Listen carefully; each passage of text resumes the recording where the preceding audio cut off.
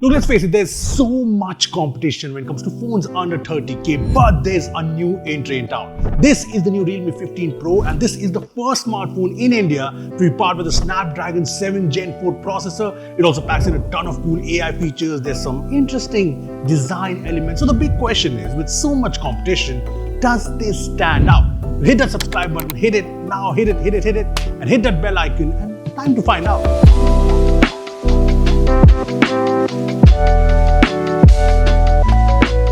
So this is the new Realme 15 Pro, and don't get confused, this is actually the successor to the 14 Pro Plus, but the naming scheme apart, this has a pretty striking design. I like how it reacts to light at angles. It's also got this pulse light, which is super customizable. I'll get to it, but the big deal here is the new Snapdragon 7 Gen 4 chipset, which is a 4nm processor, 27% faster CPU compared to last gen, 30% better GPU performance with the Adreno 722 GPU, and there's the Spectra ISP and the Hexagon NPU, which brings some features that we haven't seen before in 7 series chipsets.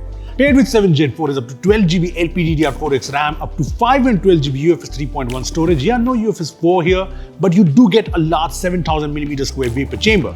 Now, when you look at benchmarks, the 7 Gen 4 does bring a solid improvement over 7 Gen 3. 3D Mark isn't supported on the phone yet, but these benchmarks give you a pretty good idea.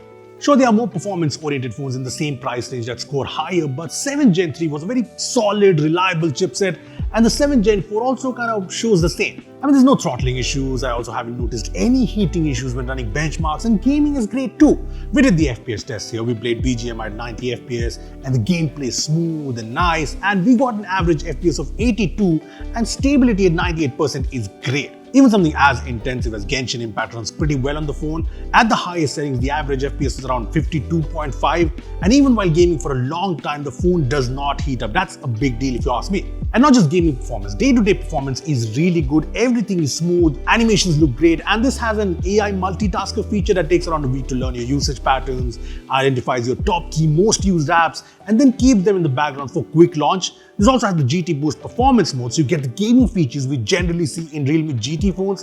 For example, AI Gaming Coach brings you gaming tips for noobs like you, not me. Bypass charging is very useful, we all know that. There's also Geek Part tuning that lets you customize the clock speeds of the CPU and GPU. Yeah, this is pretty feature-packed. But yeah, the solid performance part, this is one good-looking phone. We have what Realme calls the flowing silver variant, and this is a very marble-like finish which is glossy but not a fingerprint magnet, so nice. And it's got a chromatic coating that shines when light reflects at different angles. The camera design is also changed from the 14 Pro Plus. It's a rectangular island now which is transparent and blends with the back design. And now you get dual flashlight, yeah, no triple flash setup from the last gen. And there's a new pulse light around the ultra wide angle camera, which is like a more advanced version of the notification LED. I mean, this glows when you get a call or a notification, when you have an alarm ringing, when you play music on Spotify or YouTube Music, when you're, say, charging the phone, and it pulses orange when GT mode is turned on. Awesome. Now, one excellent use case of this is the camera countdown, perfect when taking a group photo. It also glows when you wake up Gemini, and I like how customizable this is. You can customize the light style, the color of the light, the speed. You can even set custom colors for individual apps. Now, coming back to the design, it's got a USB 2.0 port, an in-display fingerprint scanner, an IR blaster in the fake camera housing slightly above this lens. I also like that its whole design is IP66, IP68 and IP69 rated, and honestly I love the fact that this is so sleek and nice. I mean, 7.79mm thick, weighs only 187 grams while packing in a massive 7000 mAh battery. Yeah, this is the slimmest phone in the market with a 7000 mAh battery, and no, this isn't silicon carbon. So the battery life is amazing, and you get an 80-watt SuperVOOC charger in the box. And talking about in the box, you also get this case that looks pretty nice. There's a pre-applied screen protector too.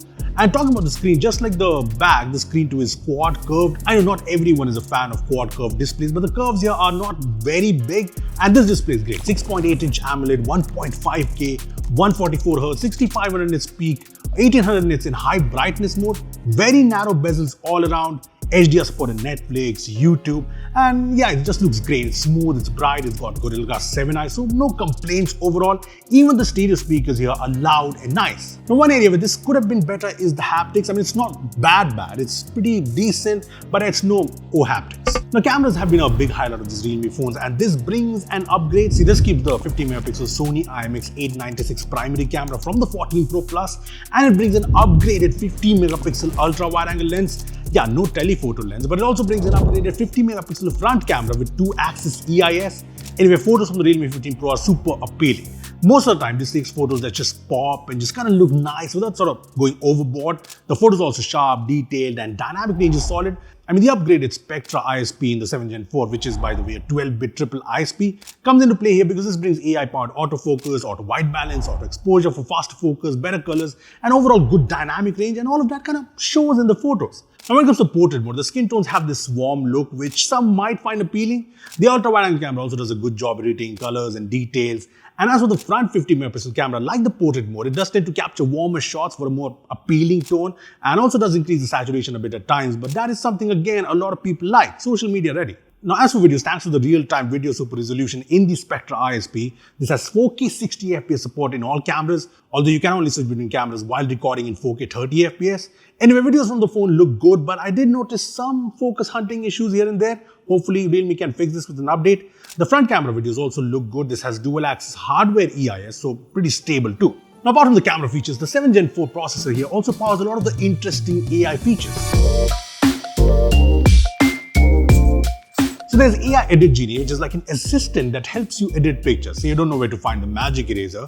Just type in that you want to remove the person from the background and it'll do it for you. You can even use voice controls to edit a photo, which is pretty crazy. There's also 2K live photo, which allows you to capture a live photo in 2K resolution and share them on Instagram stories. Pretty handy.